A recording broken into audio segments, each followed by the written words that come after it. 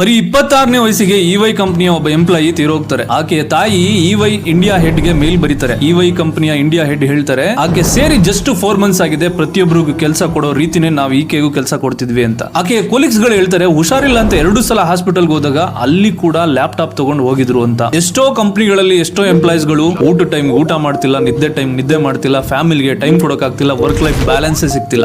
ನಾವುಗಳು company rules ನ ಬದಲಾಯಿಸಕ್ ಆಗುತ್ತೆ ಇಲ್ವೋ ಗೊತ್ತಿಲ್ಲ, ಆದ್ರೆ ನಮಗೆ ನಾವು ಇನ್ನೂ ಕೆಲವು ವಿಷಯಗಳನ್ನ ಕಲಿಬಹುದು. ಜಾವಾ, ಪೈಥಾನ್, ಅದು ಇದು ಅಂತ ಏನೇನೋ ಕಲಿತೀವಿ. ಅದ್ರ ಜೊತೆಗೆ time management, people management, stress management ಗಳನ್ನ ಕಲಿಬೇಕು. Mental health is very important. ಅದ್ರ ಜೊತೆಗೆ ನೋ ಅಂತ ಹೇಳೋದನ್ನು ಕೂಡ ಕಲಿಬೇಕು. Moral of the story is, ಒಬ್ಬ ಮನುಷ್ಯ ತನ್ನ ಲೈಫ್ ಅಲ್ಲಿ ಎಜುಕೇಶನ್ ಟೈಮ್ ಅಲ್ಲಿ ಎಕ್ಸಾಮ್ಸ್, ಮಾರ್ಕ್ಸ್ ಅನ್ನೋ ಸ್ಟ್ರೆಸ್, ಕೆರಿಯರ್ ಅಲ್ಲಿ ಡೆಡ್ ಲೈನ್ಸ್, ಬ್ಯಾಡ್ ಬಾಸ್ ಅನ್ನೋ ಸ್ಟ್ರೆಸ್, ಮದುವೆಗೂ ಮುಂಚೆ ಸೆಟಲ್ ಆಗಿಲ್ಲ, ಕಾರ್ ಲೋನು, ಹೋಮ್ ಲೋನು ಅನ್ನೋ ಸ್ಟ್ರೆಸ್, ಮದುವೆ ಆದ್ಮೇಲೆ ಬೇರೆ ಸ್ಟ್ರೆಸ್. ನಿಮ್ಮ ಲೈಫ್ ಗೆ ಬೆಲೆ ಕಟ್ಟುವಂತ ಜಾಬ್ ಈ ಪ್ರಪಂಚದಲ್ಲಿ ಯಾವುದೂ ಇಲ್ಲ. ನಿಮ್ಮ ಪೇರೆಂಟ್ಸ್ ಗಳು ನಿಮ್ಮ ಮೇಲೆ ಡಿಪೆಂಡೆಂಟ್ ಆಗಿಲ್ಲ.